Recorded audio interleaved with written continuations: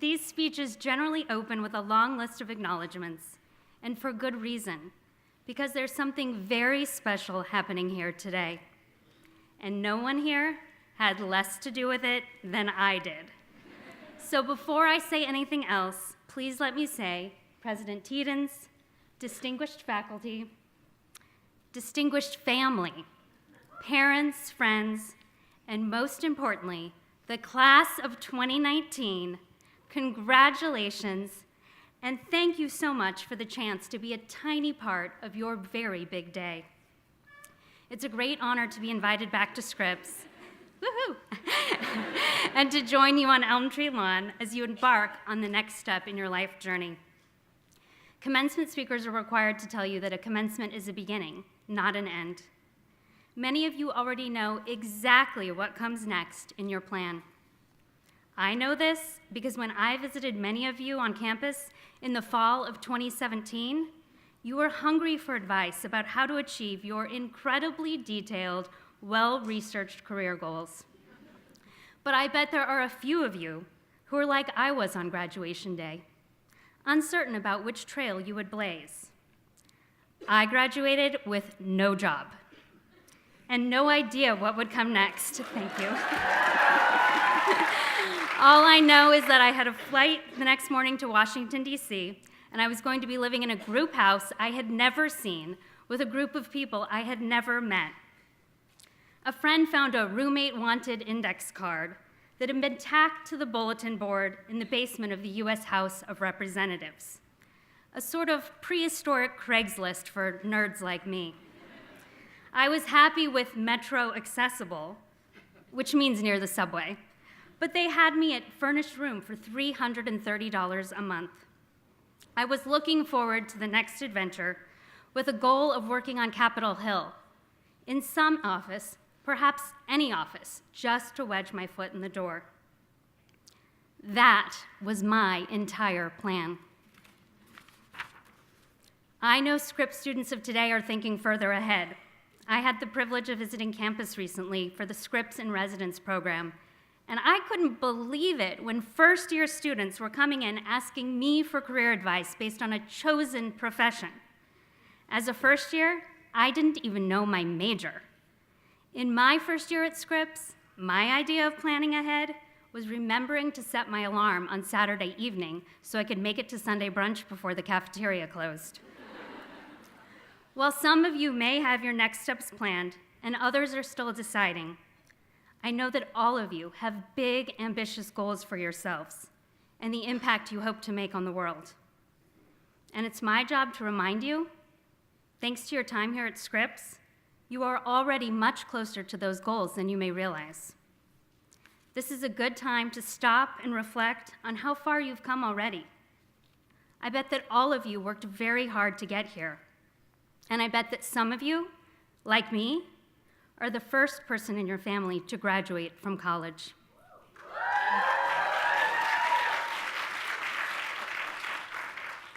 My parents were 19 and 20 when I was born, and raising a child was unexpected for them. They wanted to offer me the best life, as parents do, but even in their wildest dreams, didn't think I could go to a school like Scripps. So they encouraged me to think about jobs that were available to me with just a high school diploma. When I decided I wanted to go to college, my family was supportive, but finances were tight. So community college seemed like the right next step. In one of the great fortuitous moments of my young life, a friend's father thought that I should broaden my pursuits and encouraged me to set up a meeting with him.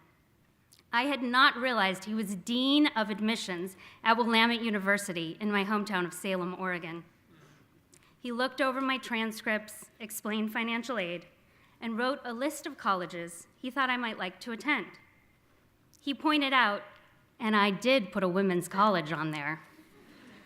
"Oh, Mr. Sumner," I explained, "you don't know me very well. I have no problem speaking up with men in the room." He told me, in the kindest way possible, I had no idea what it meant to attend a women's college, and I had better look into it a bit more closely. People talk about how mind-opening college is, but I had no idea how limited my thinking had been. my first day in class of Scripps, I sat in my very first women's history course, and Professor Liss asked us all to go around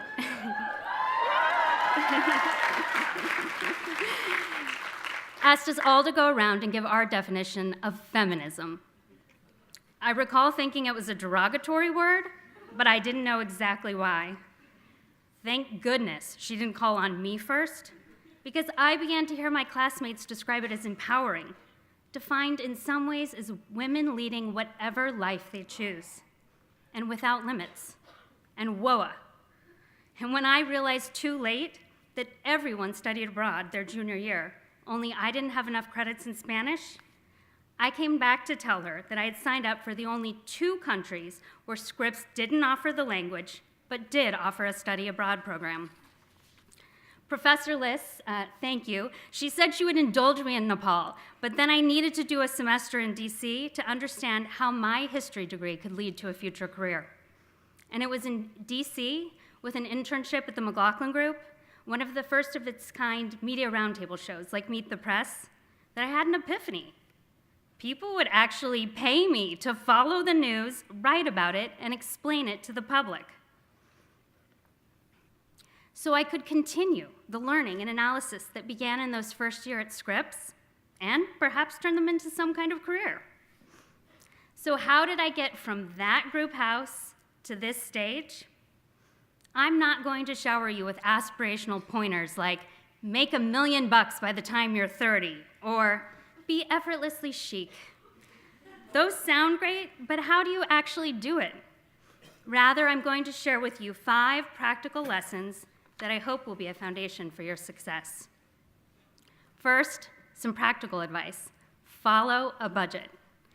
I got my first job on Capitol Hill in a very glamorous position of answering phones and constituent mail at a premium total compensation package of $19,000, which in today's dollars translates to $19,000.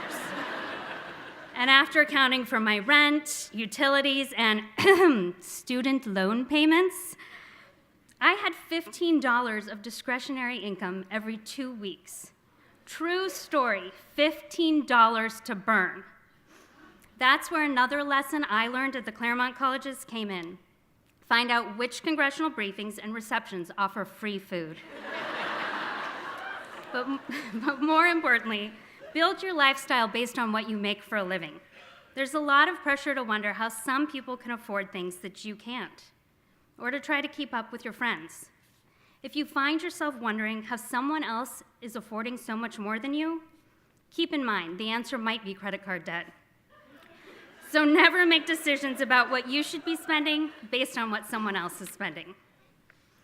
Second pearl of wisdom, introduce yourself to as many people, ideas, and opportunities as possible. Network, and not just in the professional sense of the word. Get out of your comfort zone of the people you know, the people you work with, and the people who largely share your same views. Live in a group house with strangers. Go places where you don't know anyone. Attend receptions of organizations you want to know more about. Volunteer and don't bring a friend with you. The most important thing you may hear me say today is that if you do this right, you may never have to apply for a job. I didn't. After I got my foot in the door on Capitol Hill, I have never had to apply for another job. Seriously, for every position I have held since, I certainly had to interview and strongly advocate for myself to prove I was the right choice for the role, absolutely. But every job opportunity has come to me based on the network I formed, introducing myself to new people, places, and experiences.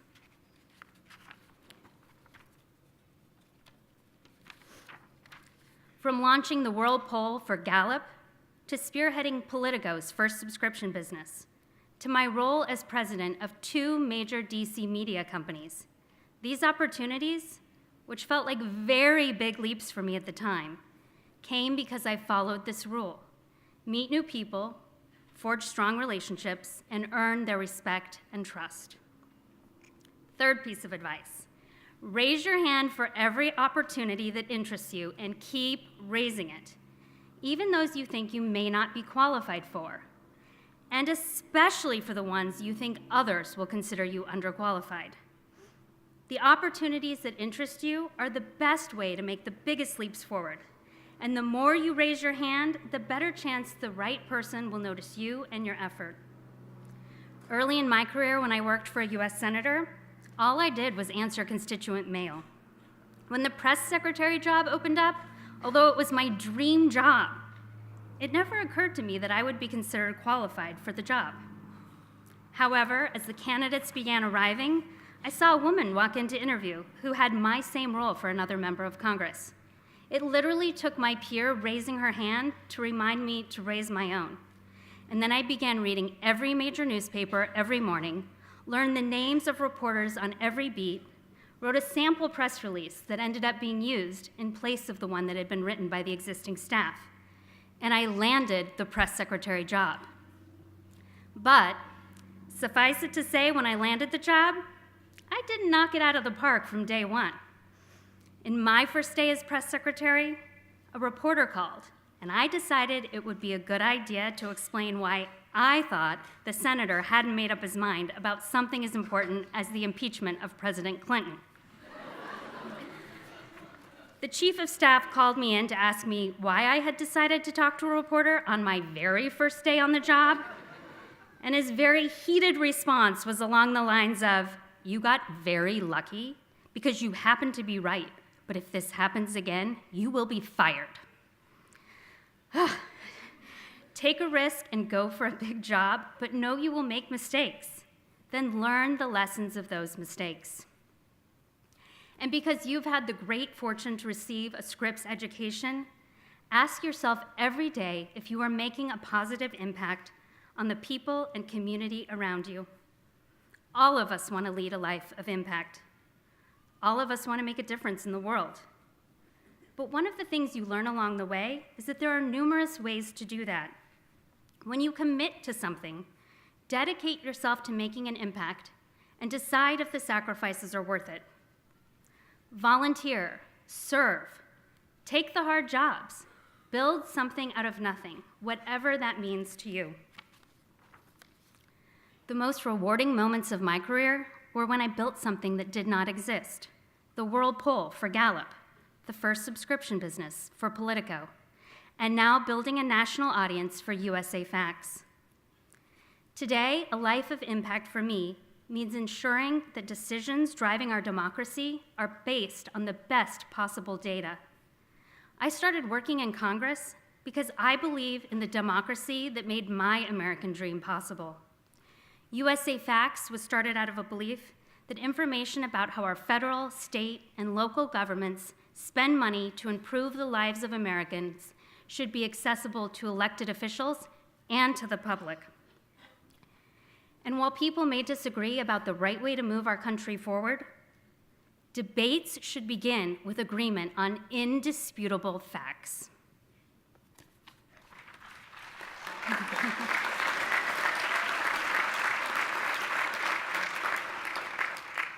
And finally, remember that at the end of the day, who you are as a person matters more than what you do as a career.